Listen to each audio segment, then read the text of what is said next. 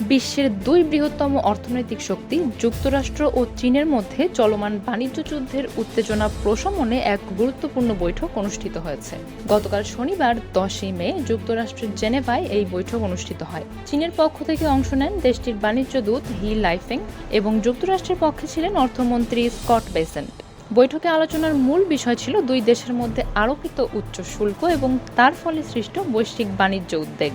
যুক্তরাষ্ট্র চীন পণ্যের উপর সর্বোচ্চ 145% শুল্ক আরোপ করার পর এটি ছিল দুই দেশের মধ্যে প্রথম আনুষ্ঠানিক সংলাপ। 2 ঘণ্টাব্যাপী চলা বৈঠকটি সম্পূর্ণ গোপনীয়তা রক্ষা করে সম্পন্ন হয়েছে।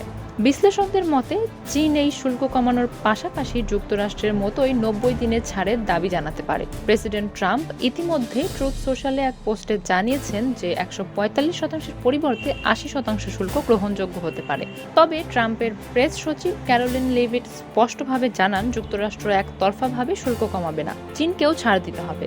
ওয়াশিংটন ডিসি ভিত্তিক স্টিমসন সেন্টারের চীন প্রোগ্রামের পরিচালক সান ইউন মনে করেন, যদি উভয় পক্ষ একসাথে শুল্ক কমাতে রাজি হয় তবে এটি অত্যন্ত ভালো ঘটনা হবে। তিনি আরও বলেন, শুধু কথায় নয়, বাস্তব পদক্ষেপের মাধ্যমে এই সংকট নিরসন সম্ভব। চীন এবং যুক্তরাষ্ট্রের মধ্যে অবিশ্বাস চরমে পৌঁছেছে। প্রেসিডেন্ট ট্রাম্প চীনের বিরুদ্ধে অন্যায্য বাণিজ্য চর্চা ও ফেন্টানাইল উৎপাদনে ব্যবহৃত রাসায়নিক রপ্তানি বন্ধে ব্যর্থতার অভিযোগ এনেছেন। অন্যদিকে চীন জানিয়েছে তারা সাম্রাজ্যবাদী চাপে মাথা নত করবে না এবং যুক্তরাষ্ট্রের সমালোচনা করেছে।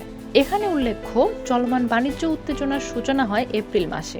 তখন মার্কিন প্রেসিডেন্ট ডোনাল্ড ট্রাম্প বিশ্বের প্রায় সব দেশের ওপর একতরফাভাবে উচ্চ হারে শুল্ক আরোপের ঘোষণা দেন। চীনের ওপর নির্দিষ্টভাবে 145% পর্যন্ত শুল্ক আরোপ করা হয়। তবে আলোচনার পরিবেশ তৈরির লক্ষ্যে এই শুল্ক এখন 90 দিনের জন্য স্থগিত রাখা হয়েছে।